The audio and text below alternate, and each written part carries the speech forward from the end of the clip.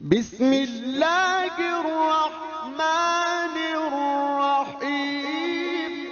نور الدین زنگی رحمۃ اللہ علیہ، جس کے پھر بعد میں جانشین بنے ہیں صلاح الدین ایوبی، فاتح بیت المقدس، عیسائیوں کے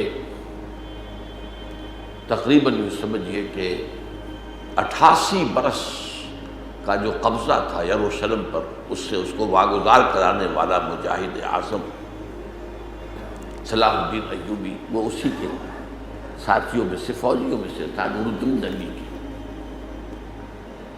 نور الدین زنگی کا بیٹا بیمار ہو گیا، شدید بیمار ہو گیا، سارے علاج معالجے فیل ہو گئے۔ اب اطباء نے کہا کہ اب ان کی جان بچنے کا ایک ہی امکان ہے کہ شراب پی۔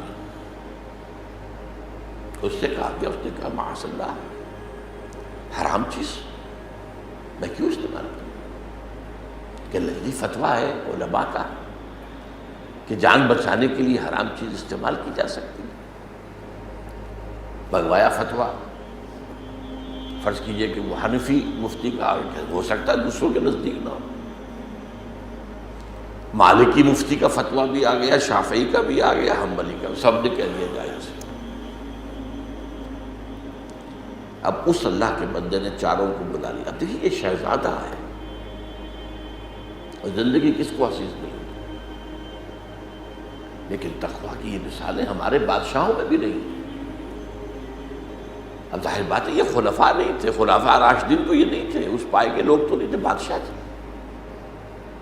لیکن ہمارے ہاں بادشاہوں میں ہندوستان میں 2 عظیم ایسے بادشاہ ہوئے، اورنگزیب، عالمگیر۔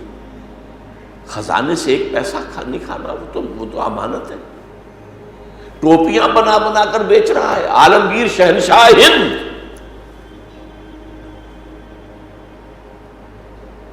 اور قرآن مجید لکھ لکھ کر اجرت پر جو لے رہا ہے، اس کو کمائی کر رہا ہے۔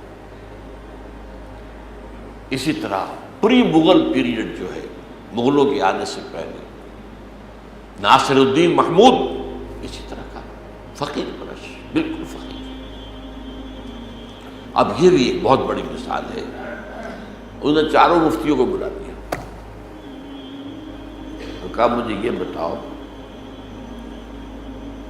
کہ اگر میری موت کا وقت آ ہی گیا ہے اللہ کی مشیت کے مطابق، تو یہ شراب مجھے بچا لے گی؟ نہیں۔ اور اگر اللہ مجھے صحت دینا چاہے تو کیا وہ شراب کا محتاج ہے؟ کہ نہیں۔ تو اٹھاؤ، دفع ہو جاؤ، لے جاؤ اپنے فتوے۔ اس اللہ کے بندے نے جان دے دی، شراب نہیں پی۔